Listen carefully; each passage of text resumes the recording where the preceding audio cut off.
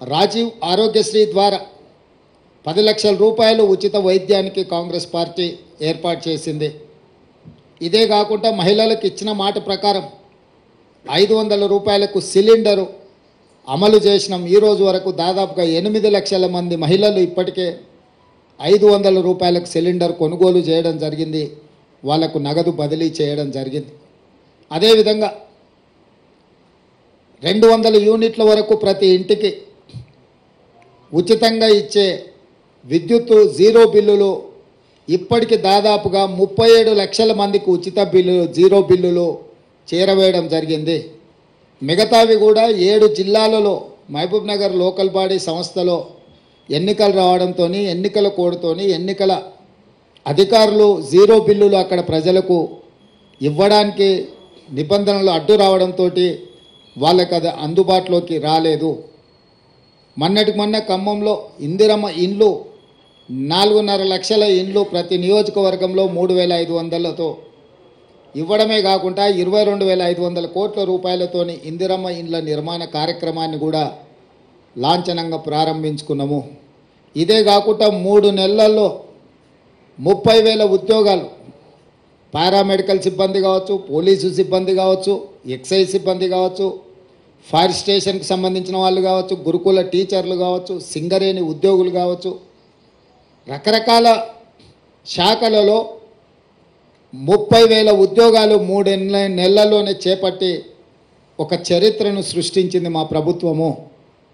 Telangana public service కమిషన్ను లోపభూయిష్టంగా తయారు చేసి అవినీతికి ఒక అడ్డాగా మారుస్తే ప్రక్షాళన చేసి పబ్లిక్ సర్వీస్ కమిషన్ నూతన కమిషన్ నియమించడమే కాకుండా గ్రూప్ 1 ఇతర ఉద్యోగ నోటిఫికేషన్లు కూడా ప్రకటించి నిరుద్యోగ యువకులకు ఒక విశ్వాసాన్ని నమ్మకాన్ని కలిగించే ప్రయత్నం చేసినాము.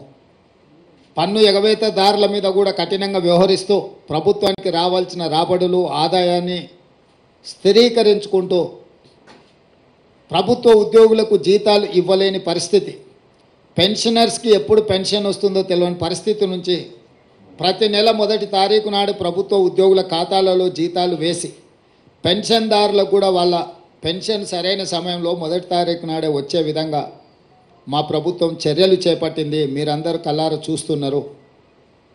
ఇట్లా చాలా విషయాలలో పారదర్శకంగా ప్రజల దగ్గరికి వెళ్ళి ఒకప్పుడు నిషేధిత ప్రాంతంగా ఉండేది ఆనాటి ప్రగతి భవన్, ఈనాటి ప్రజాభవన్.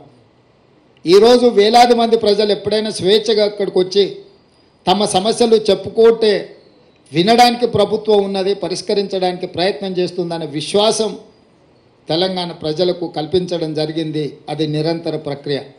సచివాలయం ఒకప్పుడు అదేదో నిషేధిత ప్రాంతం, అది కేవలం కొంతమంది దొరలకు వాళ్ళ వంది మాగదులకు మాత్రమే అందులోకి అనుమతి, తెలంగాణ ప్రజలకు అందులో అనుమతి ఇచ్చేది లేదు, వాళ్ళను రానిచ్చేది లేదు అని ప్రభుత్వం నిషేధపు ఆజ్ఞలు విధిస్తే స్వేచ్ఛనిచ్చి ఎవరైనా రావచ్చు, ఇది మీది, డాక్టర్ బాబాసాహెబ్ అంబేద్కర్ సచివాలయం అంటే ఆయన వారసులు ఎవరైనా అందులోకి రావచ్చు, మంత్రులను కలవచ్చు, అధికారులను అడగొచ్చు, మీరు స్వేచ్ఛగా, ఇది మీ ప్రభుత్వం, మీ ప్రభుత్వంలో ఉన్న ప్రజాప్రతినిధులు ముఖ్యమంత్రి నుంచి మంత్రుల వరకు అధికారులు పాలకులు కాదు, సేవకులు, మీకు సేవ చేయడానికి మేము ఇక్కడ సిద్ధంగా ఉన్నాం, మీరు రాండి, మీ సమస్యలు చెప్పుకోండి అని సచివాలయానికి వచ్చే స్వేచ్ఛను మా ప్రభుత్వం ఇచ్చింది.